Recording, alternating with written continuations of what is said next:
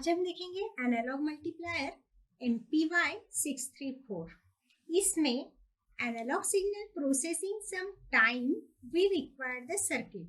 जो भी analogue signal हमें प्रोसेस करना रहता है उसके लिए हमें कोई सर्किट की आवश्यकता रहती है और that takes the 2 analog inputs. इस सर्किट में हम 2 एनालॉग इनपुट्स लेंगे जो प्रोड्यूस करेगा आउटपुट के प्रोपोर्शनल टू देयर प्रोडक्ट्स।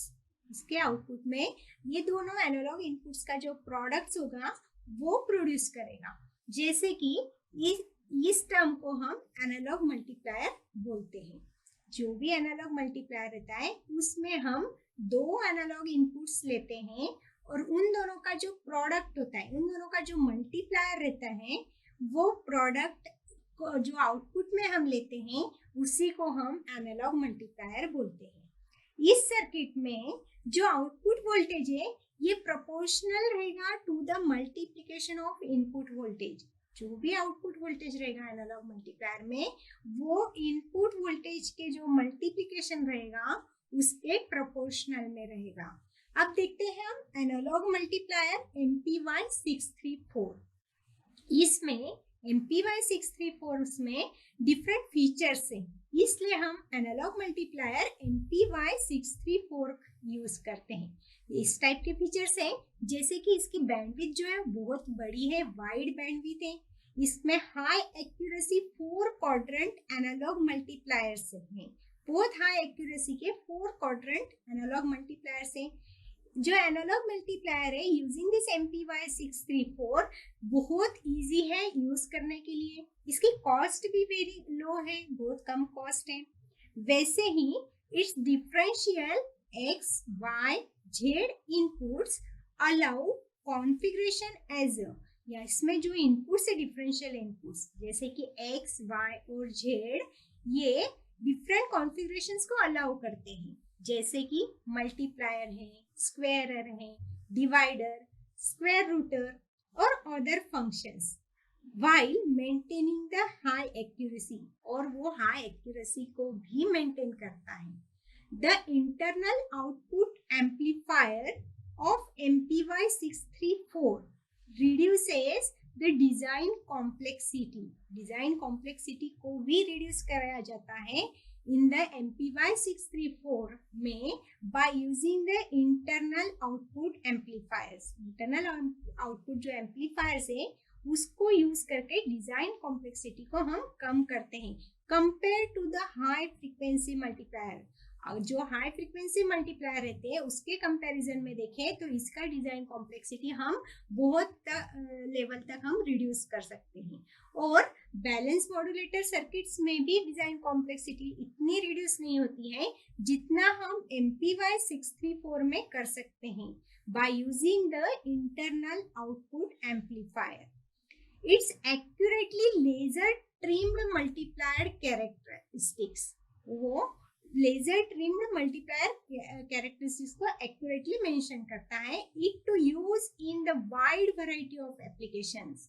इसलिए हम MPY634 को एनालॉग मल्टीप्लायर को बहुत वाइड वैरायटी में हम डिफरेंट एप्लीकेशंस में उसको यूज करते हैं with a minimum of external parts often eliminating all the external trimming. बहुत एक्सटर्नल पार्ट्स जो है वो बहुत कम होने की वजह से जो एक्सटर्नल ट्रिमिंग है वो कंप्लीटली एलिमिनेट हो जाती है। इसके accuracy of the internal voltage reference voltage, जो इंटरनल वोल्टेज रेफरेंस है वो एक्यूरेट प्रोवाइड करने से एक precise setting of the scale factor हमें मिलता है। और द ट्रांसफर फंक्शन रहता है ऑफ द MPY634 वो रहता है V out is equal to the A into X1 minus X2 into the Y1 minus Y2 in divide by the SF। SF यहाँ पे स्केलिंग फैक्टर है minus of Z1 minus Z2। ये हो गया हमारा आउटपुट वोल्टेज जहां पे A जो है, A की वैल्यू जो है वो रहेगी open loop gain of the output amplifier और एसेफ जो रहेगा वो रहेगा स्केलिंग फैक्टर। यहाँ पे एक्स, वाई और जेड ये जो है ये डिफरेंट इनपुट्स वोल्टेजेस है, और फुल स्केल इनपुट वोल्टेज यहाँ पे equal to the scaling factor रहता है। जो फुल स्केल इनपुट वोल्टेज है एक्स, वाई और जेड वो यहाँ पे स्केलिंग फैक्टर ऐसे जो है स्केलिंग फैक्टर के बराबर रहता है, और ए जो है वो open loop gain of the output amplifier है। द स्केल फैक्टर, यहाँ पे जो स्केल फैक्टर है ए से वो एडजस्ट करेंगे बाय कनेक्टिंग अ रेजिस्टेंस, उसको एक रेजिस्टेंस कनेक्ट करके हम स्केलिंग फैक्टर को एडजस्ट कर सकते हैं। और द पोटेंशियोमीटर हम लगा सकते हैं between the pin asset, scaling factor की पिन और निगेटिव जो वोल्टेज सप्लाई है उसके बिटवीन हम एक पोटेंशियोमीटर लगा के भी स्केलिंग फैक्टर की हम वैल्यू एडजस्ट कर सकते हैं। और ये एडजस्टमेंट ऑफ स्केलिंग फैक्टर से कोई भी बैंडविड्थ पे चेंज नहीं होता है या उसका कोई इफेक्ट बैंडविड्थ पे नहीं होता है। The differential Z input allows the offset to be summed in Vout।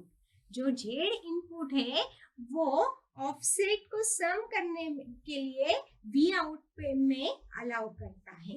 ये एनालॉग मल्टीप्लायर के डिफरेंट एप्लीकेशंस है, जैसे कि फ्रीक्वेंसी मिक्सिंग में हम एनालॉग मल्टीप्लायर NPY634 यूज कर सकते हैं, और बैलेंस मॉड्यूलेशन में, बैलेंस डीमॉड्यूलेशन में विद एक्सीलेंट कैरियर रिजेक्शन के लिए हम एनालॉग मल्टीप्लायर यहाँ पे यूज कर सकते हैं। As a voltage control amplifier में भी एनालॉग मल्टीप्लायर यूज होता है।